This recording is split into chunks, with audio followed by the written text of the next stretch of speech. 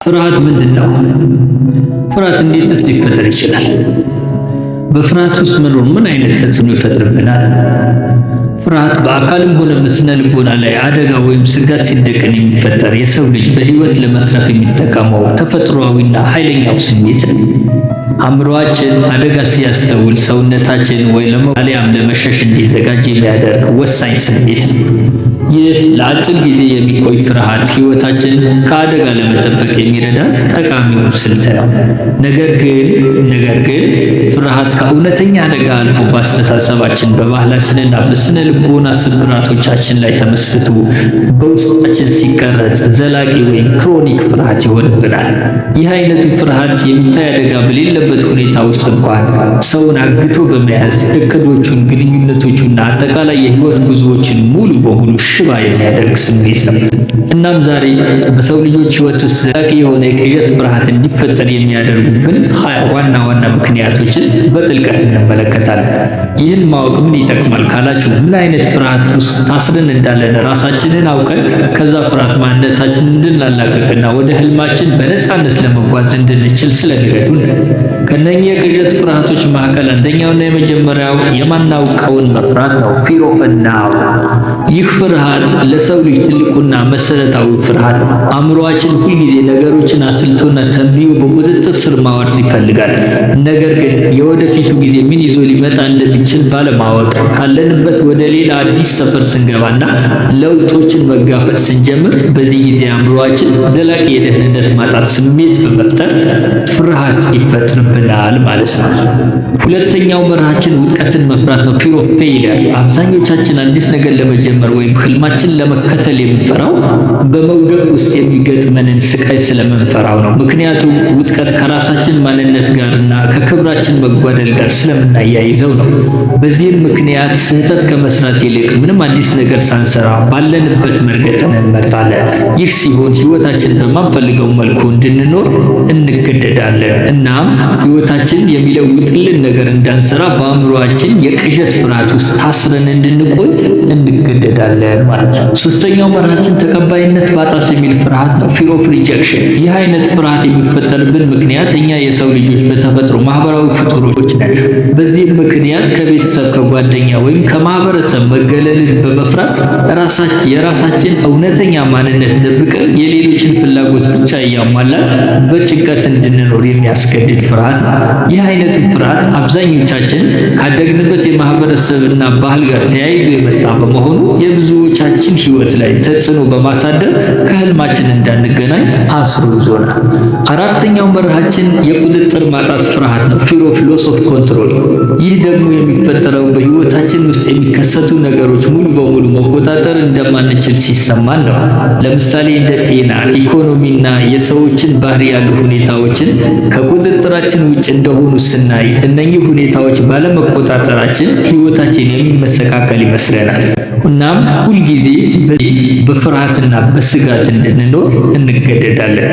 አምስተኛው መርሃችን ያለፈን ታሪክ ባደረሰብን ስብራቶች ምክንያት የሚፈጠር ፍርሃት ነው። ትራውማ ኤንድ ፓስት ኤክስፒሪየንስ።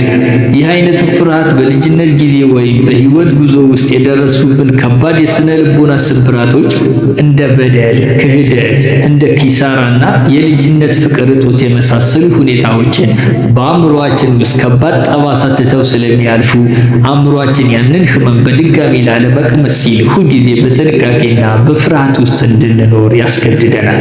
ስድስተኛው መርሃችን የሞት ፍርሃት ነው። ኤግዚስታንሻል ዲድ ኤንድ ታናቶፎቢያ። ይህ ፍልስፍናዊና ተፈጥሯዊ የሆነ ፍርሃት ነው። እናም የህይወት ማብቂያ የሆነውን ሞትንና ከሞት በኋላ ያለውን ሁኔታ ካለማወቃችን የሚመነጭ ሲሆን ይህ ፍርሃት በብዙዎቻችን ዘንድ ህይወታችን ሙሉ በሙሉ እንዳንደሰትበት በማድረግ በስጋት ውስጥ እንድንኖር አስሮ ይዞናል። ሰባተኛው መርሃችን የእጥረት አስተሳሰብን መፍራት ነው። ስካርሲቲ ማይንድሴት። ሀብት፣ ፍቅር፣ ጊዜ ወይም እድል ያልፍብኛል በሚል ስጋት የሚፈጠር ሲሆን ይህ ፍርሃት በአጠቃላይ የኢኮኖሚና የማህበራዊ ዋስትና ባጣስ የሚል ስጋት በመፍጠር አስሮ የሚይዘን ነው። ይህ ሲሆን ያለ እረፍት እንድንለፋና ባለን ነገር የማናካፍል ንፉጎች እንድንሆን የሚያደርግ ነው ማለት ነው። ስምንተኛው መርሃችን ፍጽምና ፍጹምነትን መፈለግ ነው ፐርፌክሽኒዝም።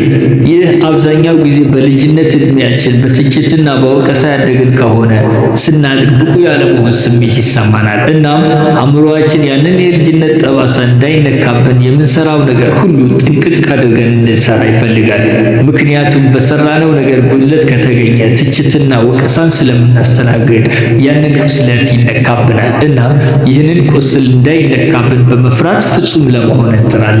ማለትም ያንን ደካማ ጎናችን እንዳይነካብን ስንፈልግ የምንፈጥረው ፍርሃት ነው እያልኳቸው ነው። 9ኛው መርሃችን ለውጥን መፍራት ነው ፊር ኦፍ ቼንጅ። አሁን ያለው ሁኔታ ምንም እንኳን መጥፎ ቢሆንም የተለመደና የሚታወቅ በመሆኑ ሰላም ይሰጠናል። ነገር ግን አዲስና የተሻለ ህይወት ለመጀመር መነሳት ግን አዲስ ፈተናዎችን መጋፈጥ ስለሚፈልግ ፈተናዎቹን መጋፈጥ ከመፍራት የሚፈጠር ነው። 10ኛው መርሃችን የማህበረሰብና የቤተሰብ ጫና ላይ የሚፈጠር ነው ሶሻል ኮንዲሽኒንግ። ከልጅነት ጀምሮ በቤተሰብ በማህበረሰብ የሚጫኑ ይህንን ካደረግ ትረገማለህ፣ ይህን ካደረግ ሰዎች ምን ይሉሃል የሚሉ ትረካዎችን በእኛ ውስጥ የራሳችንን ፍላጎት የመከተል ፍርሃት ፈጥረውብናል። 11ኛው መርሃችን ብቸኝነትን መፍራት ነው ፊር ኦፍ ሎንላይነስ። ብቸኛ መሆን እንደ ትልቅ ውድቀትና ስቃይ ማየታችን ነው። ይህ ፍርሃት የማይሆኑንና የሚበድሉን ግንኙነቶች ውስጥ ተገደን እንድንቆይ ያደርጉናል። ምክንያቱም የራሳችንን ሰላም ስላጣን ከሌሎች በመለጠፍ ሰላም ለማግኘት እንጥራለን ማለት ነው። 12ኛው መርሃችን የሰዎችን ትችትና ፍርድን መፍራት ነው ፊር ኦፍ ጃጅመንት። ሌሎች ሰዎች ስለኛ ምን እንደሚያስቡና እንዴት እንደሚገመግሙን ከመጠን በላይ መጨነቅ የሚፈጥረው ነው። ይህ ፍርሃት የሰው ልጅ የመፍጠር አቅሙና በነፃነት የመኖር መብቱን እንዳይጠቀም አስሮ የሚያስቀምጥ ፍርሃት ነው።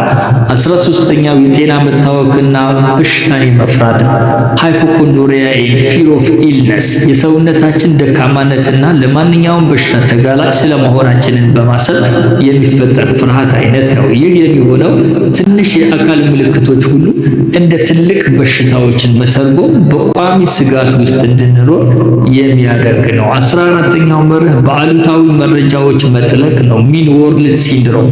ይህ በየቀኑ በሚወጡ አስፈሪ ዜናዎች፣ ጭንቀቶችና አደጋዎች ብቻ መከታተል አእምሮአችን ይቺ ዓለም ጨካኝ እንደሆነች ያስባል። ይህ ሲሆን ሰላማዊ ህይወት የመኖር ተስፋችን ያጠፋብናል። 15ኛው መርሃችን ራስን ዝቅ አድርጎ መመልከት ነው ሎ ሰልፍ ስቲም።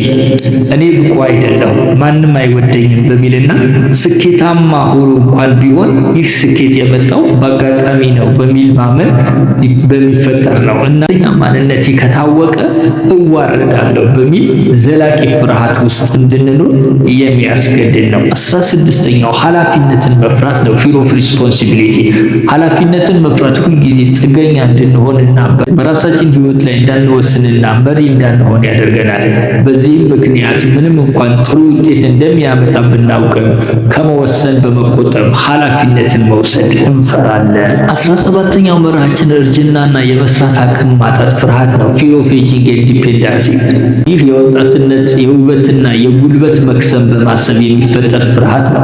ይህ ወደፊት በሰዎች ላይ ጥገኛ ልሆን ነው በሚል ገና ያልሆነውን ነገር እየፈራን በዘላቂ ፍርሃት እንድንኖር የሚያስገድድ ነው። 18ኛው የእምነት ወይም የሃይማኖት ፍርሃት ነው ኤግዚስተንሻል ጊልት ኦር ስፒሪቹዋል ፊር። መለኮታዊ ቅጣትና ኃጢአተኝነትን ወይም ዘላቂ ኩነኔን ከመጠን በላይ በማሰብ የሚፈጠር ሲሆን ይህ ፍርሃት ከውስጣዊ ሰላም ይልቅ በጥፋተኝነት ስሜትና በጭንቀት እንድንኖር ያደርገናል። 19ኛው መርሃችን አጉል እምነቶችና ባህላዊ ትረካዎችን ነው ሱፐርስቲሽን። ይህንን ምልክት መጥፎ ዕድል ያመጣል በሚል አጉል እምነቶች ስናምን የማይታዩ ኃይሎችን ሁልጊዜ እንድንፈራና በነፃነት እንዳንቀሳቀስ የሚያስር አይነት ነው። 20ኛው መርሃችን ከመጠን በላይ ማሰብና የጭንቀት አዙሪት ውስጥ መግባት ነው ኦቨርቲንኪንግ ኮግኒቲቭ ዲስቶርሽን። አእምሮአችን ውስጥ ያልተከሰቱ አደጋዎችን እየፈጠርን እንዲህ ቢሆንስ በሚል ጥያቄ ራሳችንን በማሰቃየት የሚፈጠር ነው። ይህ አስተሳሰብ አእምሮ ሁልጊዜ በስጋት ሞድ በሰርቫይቫል ሞድ ውስጥ እንዲቆይ በማድረግ ዘላቂ ፍርሃትን ይወልዳል። እና የዛሬው ቆይታችን ይህንን ይመስላል። እኛ በየትኛው ፍርሃት እንደታሰረን ራሳችንን በመፈተሽ ከዚህ ፍርሃት ራሳችንን በማላቀቅ ወደ ህልማችን የሚያደርሰን ማንነትንና ነፃነት እንዲኖረን ማድረግ ይኖርብናል። በሚቀጥለው ለእያንዳንዱ ፍርሃቶች መላቀቂያ መፍትሄዎቹን ይዤላችሁ ቀርባለሁ። እናም ሰብስክራይብ በማድረግ ቤተሰብ መሆናችሁን በማረጋገጥ ቀጣዩን ቪዲዮ እንዲደርሳችሁ ማድረጋችሁን እንዳረሱ። እስከዚያም ሰላማችሁን ይብዛ። ፈጣሪ ከኛ ጋር ይሁን ባይ